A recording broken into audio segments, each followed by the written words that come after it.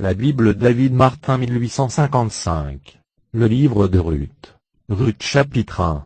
Or il arriva, du temps que les juges jugeaient, qu'il y eut une famine au pays, et un homme de Bethléem de Juda, s'en alla pour demeurer en quelques lieues du pays de Moab, lui et sa femme, et ses 2 fils. Et le nom de cet homme était Élimélec, et le nom de sa femme Naomi, et les noms de ses 2 fils Malon et Kiljon, Ephratiens, de Bethléem de Juda, et ils vinrent au pays de Moab, et y demeurèrent.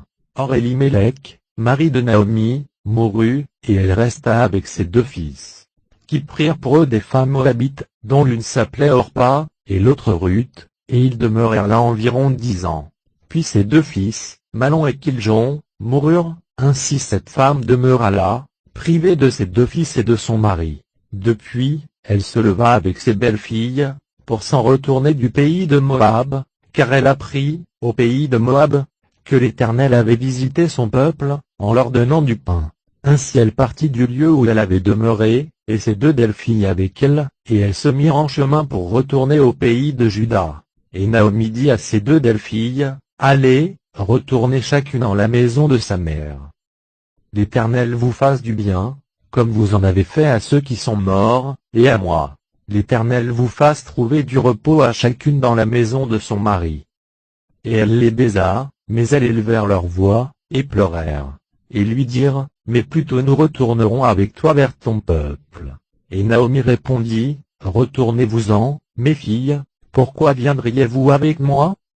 Ai-je encore des fils en mon ventre, afin que vous les ayez pour mari? Retournez-vous-en, mes filles, allez-vous-en, car je suis trop âgée pour être remariée, et, quand je dirai que j'en aurai quelque espérance, quand même dès cette nuit je serai avec un mari, et quand même j'aurai enfanté des fils, les attendriez-vous jusqu'à ce qu'ils fussent grands?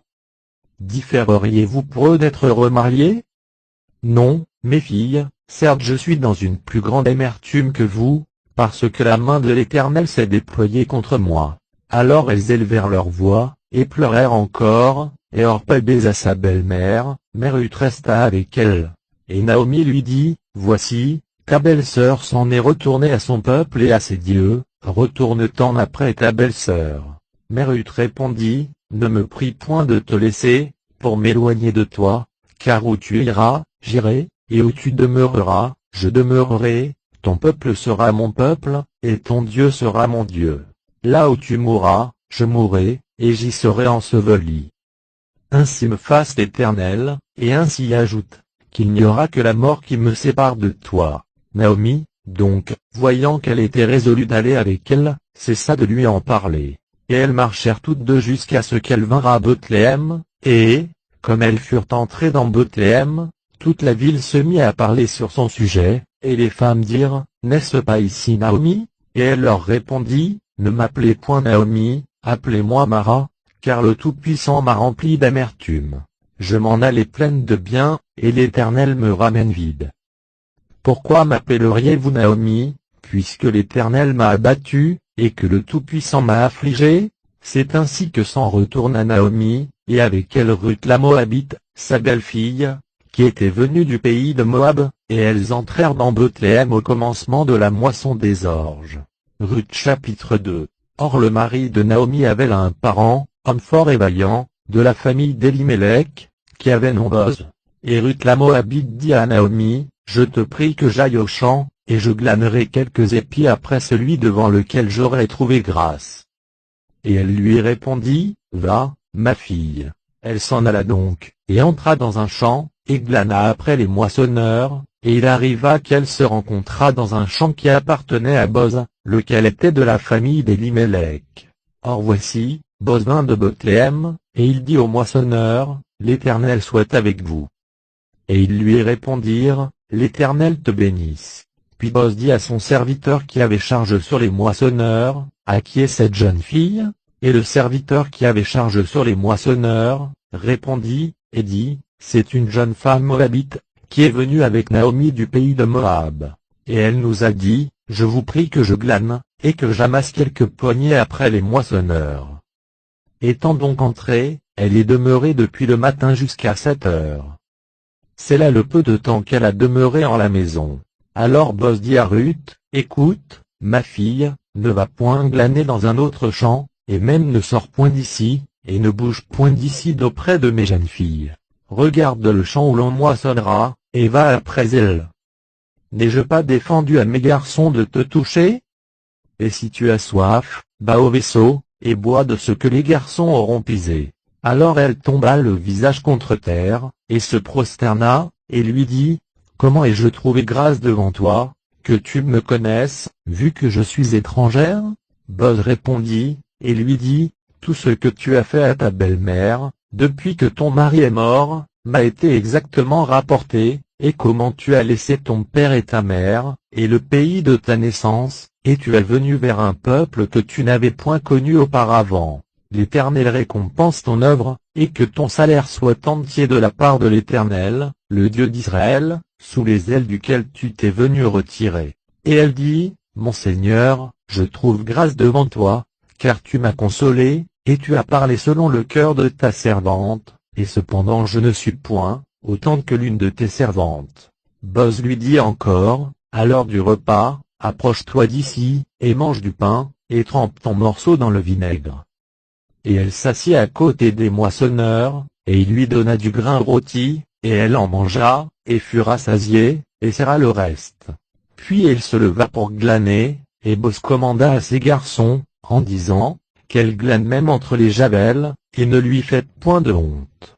Et même vous lui laisserez, comme par mégarde, quelques poignées, vous les lui laisserez, et elle les recueillera, et vous ne l'en censurerez point. Elle glana donc au champ jusqu'au soir, et elle bâtit ce qu'elle avait recueilli, et il y eut environ un épha d'orge. Et elle l'emporta, et vint en la ville, et sa belle-mère vit ce qu'elle avait glané. Elle tira aussi ce qu'elle avait serré de ce qu'elle avait eu de reste, après qu'elle eût été rassasiée, et elle le lui donna. Alors sa belle-mère lui dit, où as-tu glané aujourd'hui, et où as-tu fait ceci? Béni soit celui qui t'a reconnu. Et elle déclara à sa belle-mère chez qui elle avait fait cela, et dit, l'homme chez qui j'ai fait ceci aujourd'hui, s'appelle Boz. Et Naomi dit à sa belle-fille, béni soit-il de l'Éternel, puisqu'il a la même bonté pour les vivants qu'il avait eu pour les morts. Et Naomi lui dit, cet homme nous est proche parent, et il est un de ceux qui ont le droit de retrait lignagé. Et Ruth la Moabite dit, et même il m'a dit, ne bouge point avec les garçons qui m'appartiennent, jusqu'à ce qu'ils aient achevé toute la moisson qui m'appartient. Et Naomi dit à Ruth, sa belle-fille, ma fille, il est bon que tu sortes avec ces jeunes filles, et qu'on ne te rencontre point dans un autre champ. Elle ne bougea donc point avec les jeunes filles de Boz, afin de glaner, jusqu'à ce que la moisson des orges, et la moisson des froment fût achevée, puis elle se tint avec sa belle-mère. Ruth chapitre 3. Et Naomi, sa belle-mère, lui dit, ma fille, ne te chercherai-je pas repos, afin que tu sois heureuse? Maintenant donc, Boz, avec les jeunes filles duquel tu as été, n'est-il pas de notre parenté? Voici, il vanne cette nuit les orges qui ont été foulées dans l'air. C'est pourquoi lave-toi, et oins-toi, et mets sur toi tes plus beaux habits, et descends dans l'air, mais ne te fais point connaître à lui jusqu'à ce qu'il ait achevé de manger et de boire. Puis, quand il se couchera, sache le lieu où il couchera, et entre, et découvre ses pieds, et te couche, et il te dira ce que tu auras à faire. Et elle lui répondit, je ferai tout ce que tu me dis. Elle descendit donc à l'air, et fit tout ce que sa belle-mère lui avait commandé. Et Boz mangea et but, et, étant devenu plus gai, il se vint coucher au bout d'un tas de javelles, et elle vint tout doucement, et découvrit ses pieds, et se coucha. Et sur le minuit, cet homme s'épouvanta, et retira ses pieds, car voici, une femme était couchée à ses pieds. Et il lui dit, qui es-tu? Et elle répondit, je suis Ruth, ta servante, étends le pan de ta robe sur ta servante, car tu as droit de retrait lignagé. Et il dit, ma fille, que l'Éternel te bénisse. Cette dernière gratuité que tu témoignes, est plus grande que la première, de n'être point allé après les jeunes gens, pauvres ou riches. Or maintenant, ma fille, ne crains point, je te ferai tout ce que tu me diras, car toute la porte de mon peuple, c'est que tu es une femme vertueuse. Or maintenant, il est très vrai que j'ai droit de retrait lignagé, mais aussi il y en a un autre, plus proche que moi, qui a le droit de retrait lignagé. Passe ici cette nuit, et quand le matin sera venu, si cet homme-là veut et osera envers toi du droit de retrait lignagé, à la bonne heure, qu'il en use, mais s'il ne lui plaît pas d'user envers toi du droit de retrait lignagé, j'en userai envers toi, l'Éternel est vivant. Demeure ici couchée jusqu'au matin. Elle demeura donc couchée à ses pieds jusqu'au matin, puis il se leva avant qu'on se pût reconnaître l'un l'autre, car il dit, qu'on ne sache point qu'aucune femme soit entrée dans l'air. Puis il dit, donne-moi le linge qui est sur toi, et tiens-le de ta main. Et elle le tint, et il mesura 6 mesures d'orge, et les mit sur elle, puis il rentra dans la ville. Et elle vint vers sa belle-mère, laquelle lui dit, qu'as-tu, ma fille? Et elle lui déclara tout ce qui s'était passé entre cet homme et elle. Et elle dit, il m'a donné ces 6 mesures d'orge, car il m'a dit, tu ne retourneras point à vide vers ta belle-mère. Et Naomi dit, ma fille, demeure ici jusqu'à ce que tu saches comment l'affaire se terminera, car cet homme-là ne se donnera point de repos, qu'il n'ait achevé l'affaire aujourd'hui. Ruth chapitre 4. Boz donc monta à la porte, et s'y assit. Et voici, celui qui avait le droit de retrait lignagé, et duquel Boz avait parlé, passait, et Boz lui dit, toi un tel, détourne-toi, et assieds-toi ici. Et il se détourna, et s'assit. Et Boz prit 10 hommes d'entre les anciens de la ville, et leur dit, asseyez-vous ici. Et ils s'assirent. Puis il dit à celui qui avait le droit de retrait lignagé, Naomi, qui est retournée du pays de Moab, a vendu la portion du champ qui appartenait à notre frère Elimelech. Et j'ai pensé qu'il fallait te le faire savoir, et te dire, acquiers-la en la présence de ceux qui sont ici assis, et en la présence des anciens de mon peuple, si tu la veux racheter par droit de retrait lignagé, rachète-la, mais si tu ne la veux pas racheter, déclare-le-moi, afin que je le sache, car il n'y en a point d'autre que toi, qui la puisse racheter par droit de retrait lignagé. Et je suis après toi. Il répondit, je la rachèterai par droit de retrait lignagé. Et Boz dit, au jour que tu acquéras le champ de la main de Naomi, tu l'acquéras aussi de Ruth la Moabite, femme au défunt, pour susciter le nom du défunt dans son héritage.